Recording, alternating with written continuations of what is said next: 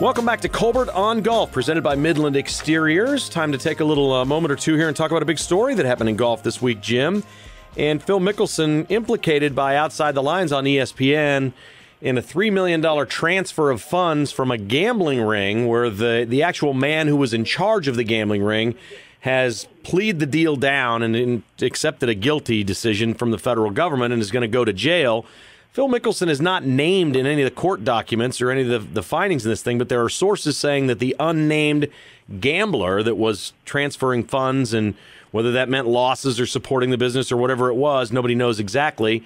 Unnamed sources are saying that is Phil Mickelson. I don't really care a lot about the details of this thing, and Phil is in no trouble. He's not mentioned by the government. The FBI is not after him. There's no issue here legally for Phil Mickelson. The question I have, when you're that big of a star and that big of a celebrity as a professional golfer, are you just a target? Is this a story or is it a non-story to you? To me personally, it's a non-story. The only thing I saw is that the city transferred funds to an offshore gambling place, but the increments might be a little different with Phil. But, I mean, I've been gambling at golf since I was 13, 14 years old. Trevino's the one that said, what's tough is playing for $10 when you got $1 in your pocket. And in the old days, I mean, we used to, even when I was getting ready to go on the senior circuit, I had a couple good friends. I was playing them in New Mexico and California and everything. And, we're playing 1,000 or 2 a day. I wanted to see if I could still make a 6-footer when I had to. In practice rounds, we always did something. I mean, I played all the time. Gary Player left, Floyd, Eichelberger, Palmer, Lanny Watkins.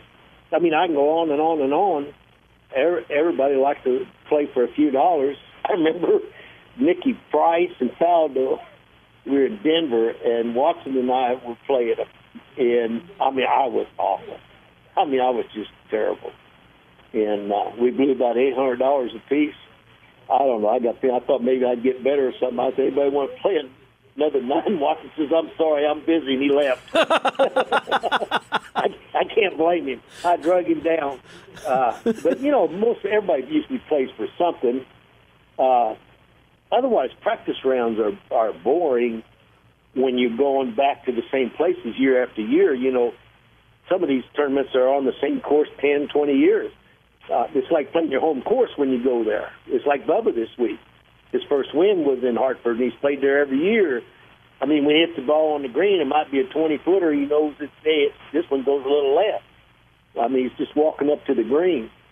So, I don't know. Golf is the only sport you can really handicap.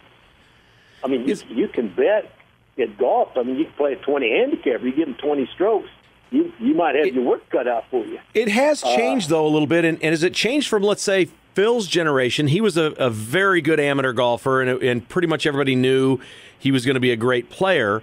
But I think the stories from Phil are similar to yours, that maybe as a teenager he started betting people on the golf course, and that was part of what was not the challenge of playing the game, but to find out what you had under pressure. You're playing for something, and you feel that. But I sense that the Jordan Spieths of the world, that he's just a terrific player and has won both majors this year. I sense that maybe he didn't do it that way as a teenager, and they're not doing that now. And I know that a lot of players in your generation did, and maybe it was kind of a filter, wasn't it? Wasn't it didn't it weed you out a little bit, the guys who could go do this for a living and the guys who couldn't go for a living? And is that changing now today? Well, I don't know if it's changing now, Kim, but to me that was always the benchmark.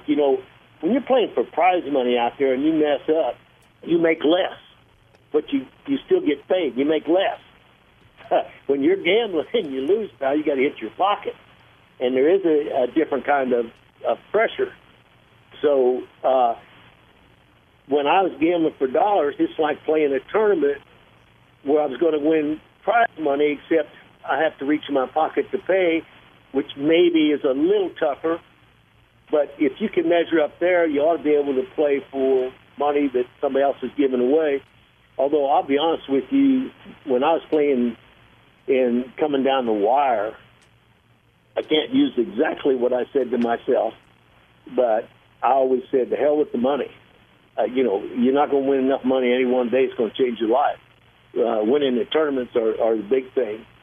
So if I got into a risky situation and it was towards the end, but I needed to do something. You know, I just say the hell with the money. Let's hit the shot, and that always kind of freed me up. The only guy I can think of that I know for sure back in the day didn't want to bet $1 was Corey Pavin. You know, he's won the Open. He's a heck of a player. But we were playing in Phoenix one time, and he joined us on the second tee. I can't remember who else, Eichelberg. I don't remember who else. And I said, you know, Corey and I'll play you guys for $10 here, you know, this 9 or something. And Corey said, no, I'd rather not. And I said, that's all right. I'll cover it. You know, you just play, Corey. And he says, I'd rather you didn't do that. I said, I'm sorry. We're not doing that.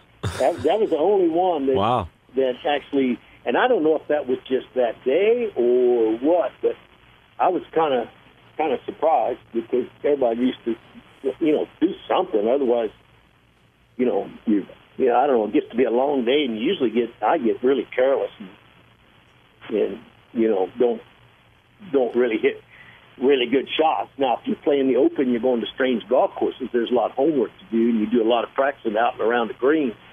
And you might have a small team game, but you're really working on the golf course first couple of days. That's a big difference. It's funny because golf is, you know, it's such a game of honor, and we talked about all that a little bit earlier in the show. And then you look at a sport like baseball, where it's the whole thing's just been filled with cheats from day one. I mean, they do anything, steal signs, they do anything to cheat each other playing in baseball. But Pete Rose is the bad guy in that sport because he bet on himself to win, which is the PGA Tour. I assume there are absolutely no rules against this whatsoever. There's no policy saying you can't bet each other in a practice round. And there are many tournaments around the world where you can walk across the street from the golf course and bet on yourself.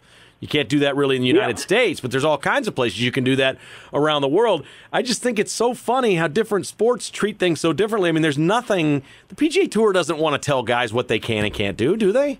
Not really. And, you know, the one rule is you can't split the purse. In other words, let's just say you're in the playoff and, you know, first place is $1 million, second place is $750. You can't split, get on the tee and say, well, we'll just split the purse. That's totally illegal, and they'll throw you off for that. You'll get suspended. So you're not allowed to purse split, which makes a lot of sense. I mean, the audience is absolutely entitled to a straight-up game, you know? Right.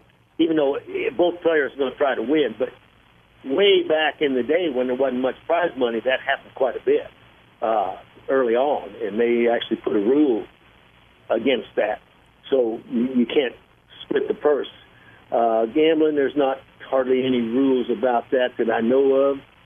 And the big thing out there, they have a little drug policy, but, you know, that would be for, you know, steroids and that kind of stuff that could enhance the game, your game. But the other kinds of stuff, I mean, you can't take a lot of other drugs, smoke a lot of grass, or take some other kind of drugs, put you high or low, whatever it does. I mean, you just won't last. You got to beat somebody out there. Yeah.